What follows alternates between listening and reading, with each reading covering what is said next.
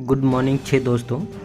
आज हम किसी अलग टॉपिक पर बात करने वाले हैं और उस टॉपिक का नाम है कि स्लेव्स एंड रूलर्स।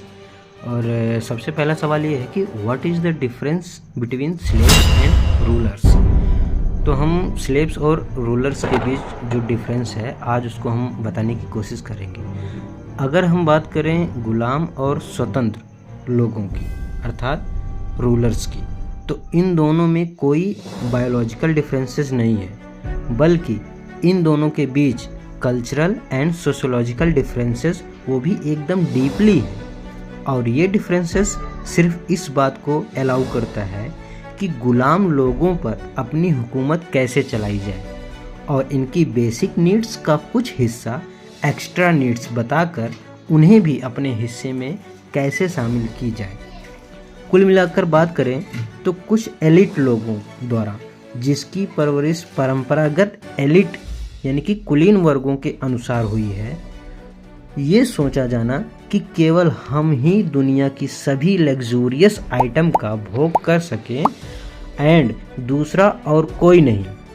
और ये सब तभी संभव हो पाता है जब हम जबरन किसी ऐसी व्यवस्था को थोपते हैं जिसमें दैवी या ईश्वरीय या अल्लाह ताला की शक्तियों का महिमा मंडन करके कईयों हजारों लोगों को इस अंतर आत्मपरक व्यवस्था में शामिल कर लें।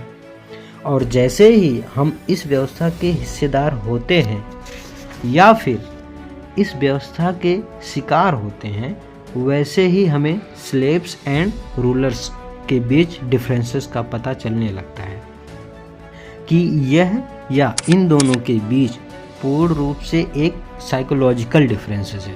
तो जहाँ तक हम बात करें इन दोनों के बीच डिफरेंसेस की, तो यहाँ पे कोई बायोलॉजिकल डिफरेंसेस नहीं है।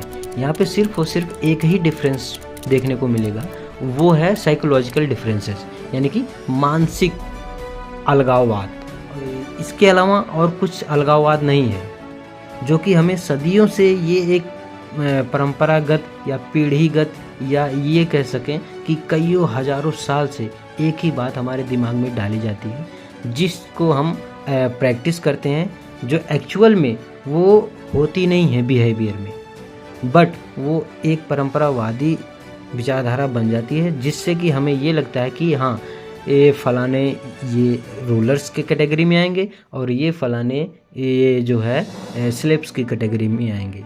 तो दैट्स इट। और दोस्तों, अगर इस तरह से कोई भी जानकारी लेना चाहें या अच्छी लगी हो तो प्लीज़ हमसे जुड़े रहिए। और I can't force to you because it's my own path.